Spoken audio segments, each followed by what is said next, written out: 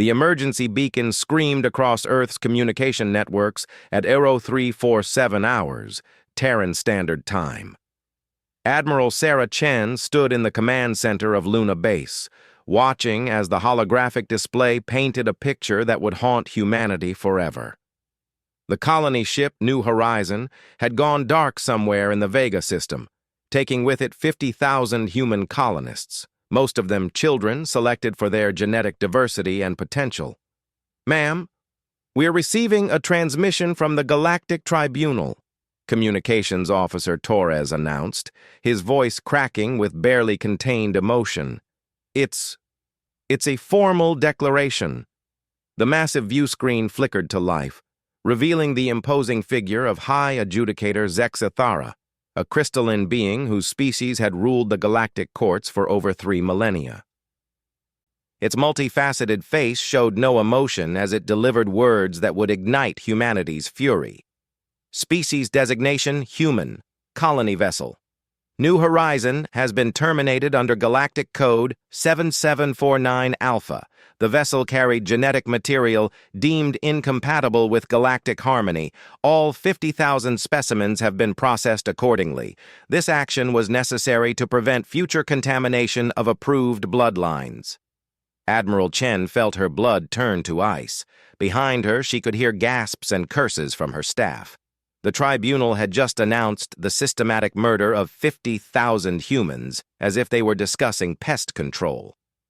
The human species will submit all future colonization plans to this tribunal for approval. Failure to comply will result in similar processing actions. This communication is concluded. The screen went black, leaving the command center in stunned silence. Chen's hands gripped the edge of her console until her knuckles went white. She had served in 3 interstellar conflicts and witnessed the horrors of space warfare, but nothing had prepared her for this cold-blooded announcement of genocide. "Get me President Martinez immediately," she ordered, her voice steady despite the rage building in her chest, "and send a priority message to all Earth Defense Force commanders. Emergency Session Alpha, now." Within 6 hours, every major leader on Earth and its colonies sat in emergency session. The holographic meeting room buzzed with angry voices in dozens of languages. President Martinez, a weathered woman who had guided humanity through first contact with alien species, called for order. "Friends, we face an unprecedented crisis," she began. "The Galactic Tribunal has murdered 50,000 of our people, including 38,000 children. They claim it was illegal under their codes we never agreed to follow." General Harrison, Earth's most decorated military commander, slammed his fist on the table. "Legal? They vaporized a colony ship full of kids. I don't care what their fancy courts say, that's an act of war." Dr. Elena Vasquez, Earth's chief xenobiologist, leaned forward. "We need to understand what they meant by incompatible genetic material. Our children weren't carrying any diseases or genetic weapons. What made them so dangerous to galactic harmony?" The answer came from an unexpected source.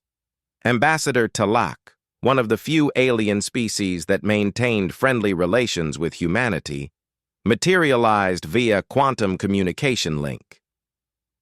The reptilian diplomat's usually calm demeanor showed cracks of distress. "Honored humans," Talak began, his translated voice heavy with sorrow. "I bring grave knowledge. The tribunal fears your species not for what you are, but for what you might become. Human genetic patterns show unusual adaptability. Your children carry potential that threatens the established order." "What kind of potential?" President Martinez asked. Talak's scales rippled with anxiety. "In laboratory simulations, human genetic lines show capacity for rapid evolution. Not over millennia, but within mere generations. The tribunal's scientists believe that in 300 years, humanity could develop abilities that would make current galactic powers obsolete. They see your children as seeds of revolution." The room erupted in angry shouts. Admiral Chen stood slowly, her voice cutting through the chaos like a laser beam. So they killed our children because they were afraid those kids might grow up to be better than them? In essence, yes, Talak replied sadly. The Tribunal has maintained galactic order for 5,000 years by preventing any species from advancing beyond predetermined limits. Humanity cannot be limited in the traditional ways. Dr. Vasquez pulled up genetic data on her tablet. Our reproductive patterns, our neuroplasticity, our immune system adaptations, we're essentially a species designed by evolution to survive anything. They're not just afraid of us. They're terrified. President Martinez stood, her face set in grim determination. Talak, I need you to deliver a message to the Galactic Tribunal. Of course. Madam President, tell them this. Humanity acknowledges their fear, and we're about to make it justified. They wanted to prevent us from becoming a threat? Too late. They just made us one. The alien ambassador bowed his head.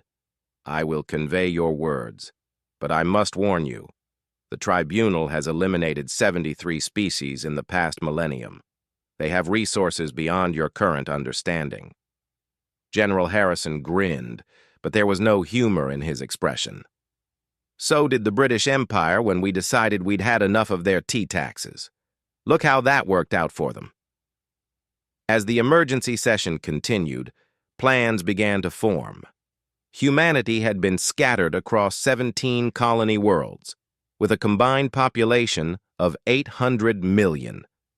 They had advanced technology, fierce determination, and now they had something even more powerful, righteous fury. Admiral Chen pulled up star charts showing the locations of all known tribunal facilities. If they want to play God with our species, they're about to learn what happens when you mess with someone who doesn't believe in gods. Meanwhile, in the depths of space, automated probe ships began transmitting a new signal across human space. It was simple, repetitive, and carried a message that would unite humanity like nothing in their history. Remember the new horizon. Remember the children. Make them pay. Dr. Vasquez discovered something else in the genetic data that made her blood run cold. President Martinez, there's something else. The children on the new horizon weren't just random colonists. Someone selected them specifically. These were the most genetically diverse and adaptable children humanity had ever produced. Selected by whom? Chen asked. That's just it. I don't know. But whoever did this knew exactly what they were taking from us. This wasn't random genocide. This was surgical removal of our future. The implications hit the room like a physical blow. Someone had fed information to the tribunal, had marked those children for death. There was a traitor in their midst, someone who had helped alien judges decide which human children deserved to live and which should die. President Martinez's voice dropped to a whisper that somehow carried more menace than any shout. Find them. Find whoever sold out our children, and when we do. She paused, looking around the room at the faces of humanity's leaders. Well, they're going to wish the tribunal had killed them instead. As the meeting broke up, each leader returned to their sectors with new purpose. Humanity had been content to be junior partners in galactic civilization, happy to learn and trade and explore. But the tribunal had just taught them a harsh lesson. In a galaxy ruled by fear, only the feared survive.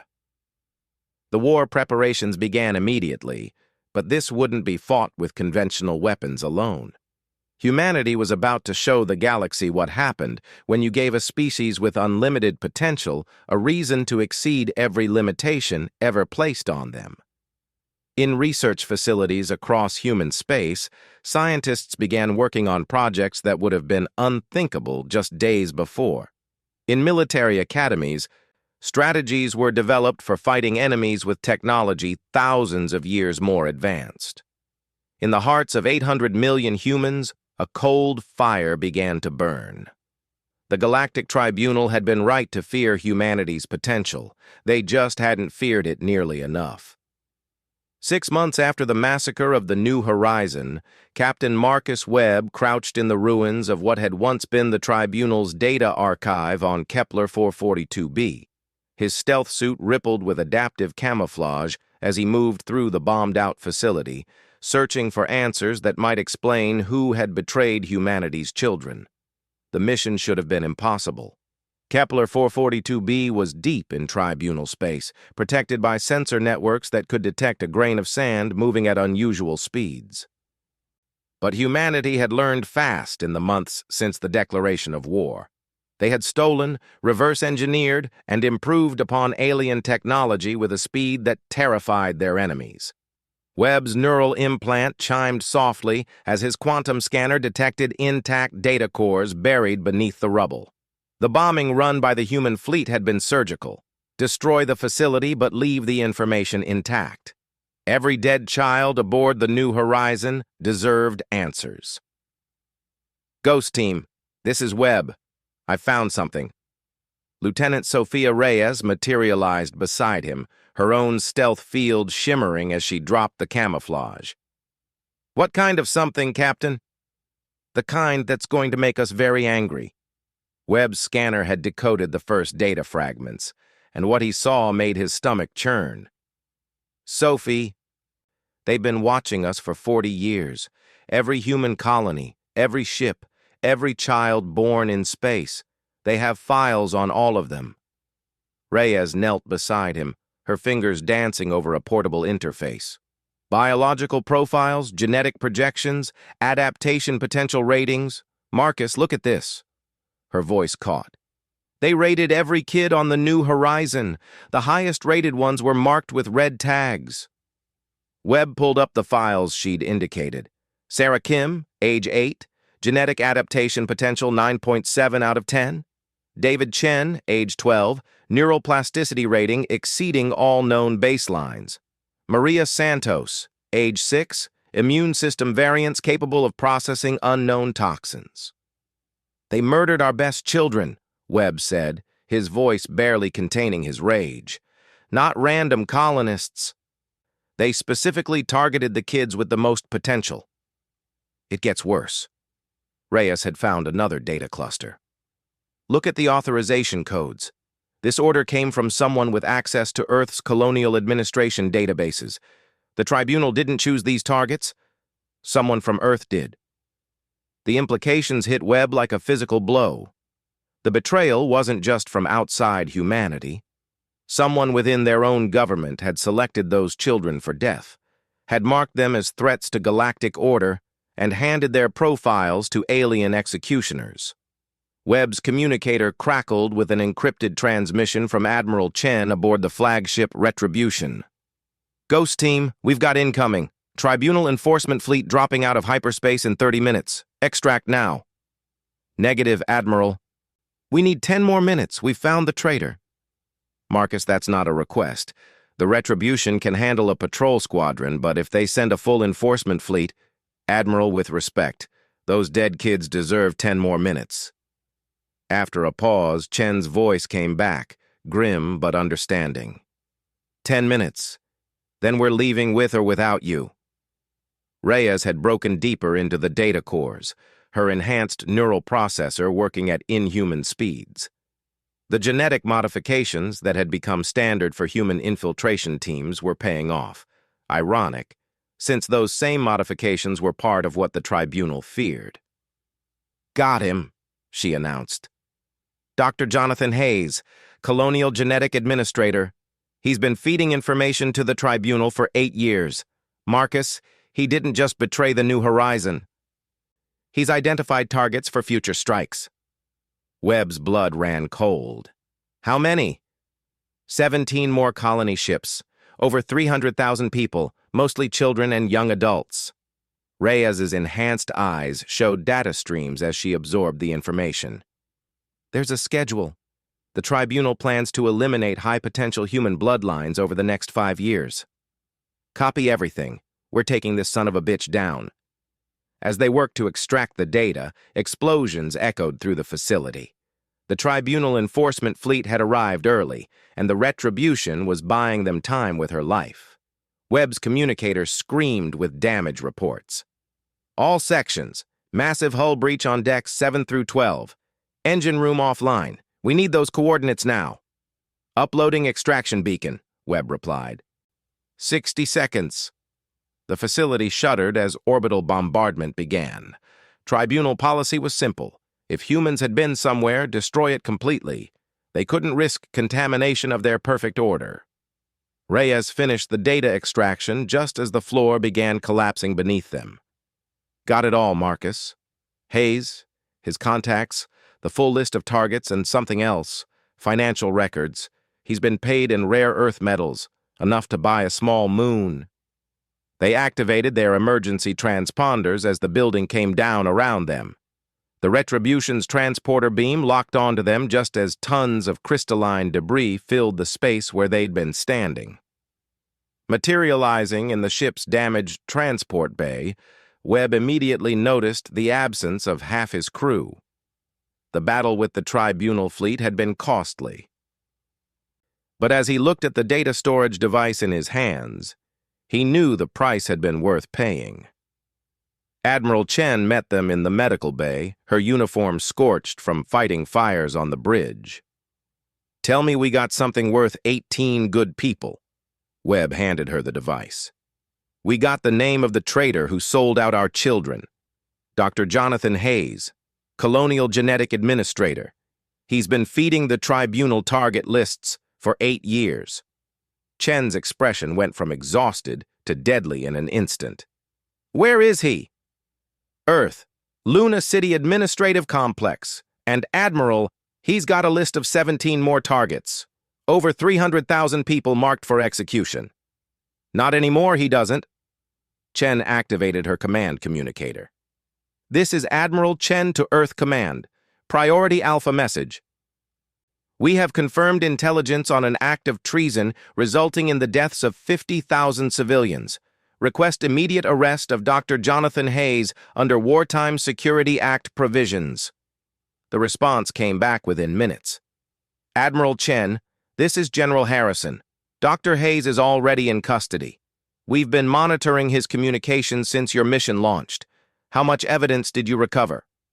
"Enough to hang him twice and use him for target practice after that." "Good. Because we've got bigger problems. 3 more colony ships have gone missing in the past week. The Tribunal isn't waiting for their scheduled eliminations." Webb felt his enhanced muscles tense involuntarily. The genetic modifications that made him a perfect infiltrator also made him quicker to anger, and right now that anger was building to dangerous levels. "Admiral, request permission to return to Earth. I want to have a conversation with Dr. Hayes." "Granted. But Marcus, he's more valuable alive than dead. We need to know everything about his network." As the Retribution limped toward Earth, Webb studied the data they'd recovered. The scope of the Tribunal's surveillance was staggering. They had genetic profiles on every human child born in the last 50 years. They knew which bloodlines carried the adaptations they feared most. And worst of all, they had detailed plans for eliminating those bloodlines entirely. But there was something else in the data, something that made Webb's enhanced mind race with possibilities. The Tribunal's own research showed that their fears about humanity were understated. The genetic potential they were trying to eliminate was actually accelerating. Each generation of humans was more adaptable than the last, and the stress of interstellar colonization was pushing that adaptation even faster. The aliens weren't just afraid of what humanity might become. They were afraid of what humanity was already becoming, and they were too late to stop it. Dr. Hayes had sold out his own species for alien money, but ironically, his betrayal might have saved them. By forcing humanity into this war, the Tribunal had accelerated the very evolutionary pressure they were trying to prevent. Every human who survived this conflict would be stronger, smarter, and more dangerous than any human who had come before. Webb smiled grimly as Earth came into view through the Retribution's damaged viewports. The Tribunal wanted to eliminate humanity's most dangerous children. They had no idea that they'd just created something far worse. A generation of humans with nothing left to lose and every reason to exceed their limitations. Dr. Hayes was about to learn what happened when you betrayed your own species to monsters. And after that, the galaxy was about to learn what 800 million angry humans could accomplish when they decided that following the rules was no longer an option. The hunt for the traitor was over. The hunt for justice was just beginning. The trial of Dr. Jonathan Hayes lasted exactly 47 minutes. In the packed courtroom of Luna City's military justice complex, 800 million humans watched via neural link as their ultimate traitor faced judgment for the murder of 50,000 children. Hayes sat in the defendant's chair, his once proud demeanor reduced to shaking terror. Across from him, the evidence was overwhelming.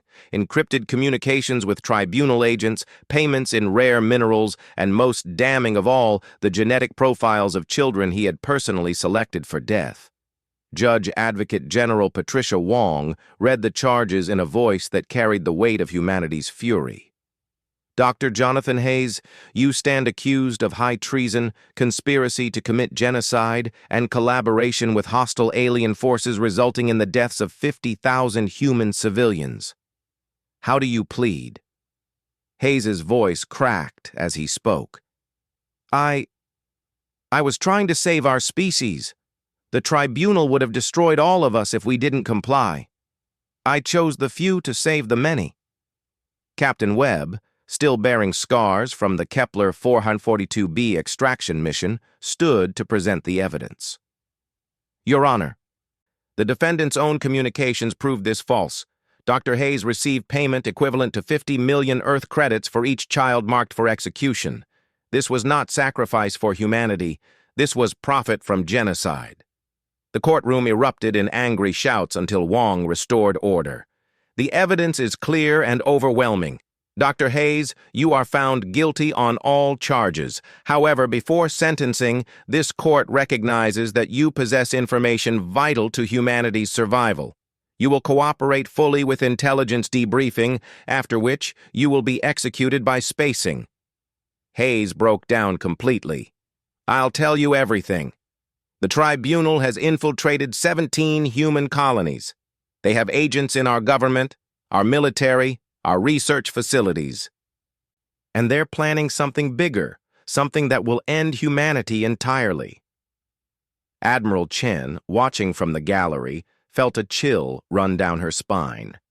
The intelligence they'd recovered from Kepler 442b had hinted at larger plans, but Hayes's testimony confirmed their worst fears. Over the next 6 hours, Hayes spilled every secret he'd hoarded during 8 years of betrayal. The tribunal wasn't just eliminating high-potential children, they were preparing for the complete sterilization of human space. Every colony, every station, every ship. The plan was called Species Correction Protocol, and it was scheduled to begin in just 3 months. But Hayes had one more revelation that changed everything. The tribunal isn't the real power, he whispered, his voice barely audible in the silent courtroom. They answer to something called the Eternal Council, ancient beings that have controlled galactic evolution for millions of years. Humans aren't the first species they've eliminated. We're just the latest. Webb leaned forward. How many species have they destroyed? Thousands. Any species that shows potential for rapid evolution, for breaking free of the established order. The galaxy you see today, all those civilizations living in harmony under tribunal law, they're all that's left after countless purges. Judge Wong called for a recess, but the damage was done. Humanity now knew they weren't just fighting for their own survival. They were potentially the galaxy's last hope for freedom from an ancient tyranny that had controlled evolution itself for eons. In the hours that followed Hayes's confession, humanity's war machine shifted into overdrive. President Martinez authorized Project Liberation, the development of weapons and strategies specifically designed to fight enemies with technology millions of years more advanced than their own. Dr. Elena Vasquez, working with salvaged tribunal technology, made a breakthrough that would change everything. Human DNA wasn't just adaptable, it was designed to be adaptable. The genetic patterns that made humanity so dangerous to galactic order weren't natural evolution. They were the result of ancient genetic engineering by a previous species that had fought the Eternal Council millions of years ago. "We're not a natural species," Vasquez announced at an emergency scientific conference. "We're living weapons, created by someone who knew this day would come. Our entire evolutionary history has been building toward this moment." The revelation spread through human space like wildfire. They weren't just fighting for survival. They were fulfilling their purpose as the ultimate weapon against tyranny. Webb, now promoted to colonel and leading humanity's most elite strike teams, stood before the assembled fleet commanders. "Ladies and gentlemen, we have 18 days before the tribunal launches species correction protocol. Intelligence suggests they plan to deploy planet-killer weapons against every human world simultaneously." General Harrison pulled up tactical displays showing the entire galaxy. "Our conventional forces can't match their firepower, but we don't need to. We just need to cut off the head." The plan was audacious beyond belief. While the tribunal prepared to exterminate humanity, a strike force of modified humans would assault the Eternal Council's hidden stronghold at the galaxy's core. It was a suicide mission that would require humanity to reveal capabilities they'd been hiding, capabilities that proved just how right the Council had been to fear them. Over the past year of war, human soldiers had been undergoing genetic modifications that accelerated their evolution in real time. They were becoming something new, something the galaxy had never seen before. The children killed aboard the New Horizon had possessed natural potential that might have manifested over generations. The survivors were forcing that evolution to happen in months. Colonel Webb looked at his reflection in his quarters and barely recognized himself. His enhanced muscles could tear through tribunal armor. His modified nervous system could process information faster than most alien computers. His adapted organs could survive in environments that would kill any baseline human. He wasn't human anymore. None of them were. They were becoming exactly what the Eternal Council had feared, a species unlimited by biological constraints, driven by righteous fury, and armed with technology stolen from their enemies. The night before the final assault, Webb stood in the memorial bay of the flagship New Horizons Vengeance, looking at the wall containing the names of every child killed by tribunal decree. 50,000 names carved in quantum crystal, each one representing a future that had been stolen. "Sarah Kim," he read aloud, "age 8, genetic adaptation potential 9.7.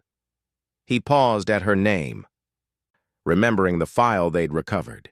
This little girl would have been able to survive on toxic worlds, to adapt to any environment humanity encountered. Instead, she died because aliens feared what she might become. David Chen, age 12. Neural plasticity exceeding all baselines. This boy could have made discoveries that advanced human science by centuries. His mind could have solved problems that had puzzled civilizations for millennia. Maria Santos, age 6. Immune system capable of processing unknown toxins. This child could have saved humanity from plagues that hadn't even been discovered yet. Each name was a reminder of what they were fighting for. Not just revenge, but justice. The galaxy had been ruled by fear for too long. Ancient beings had decided which species deserved to exist and which should be eliminated.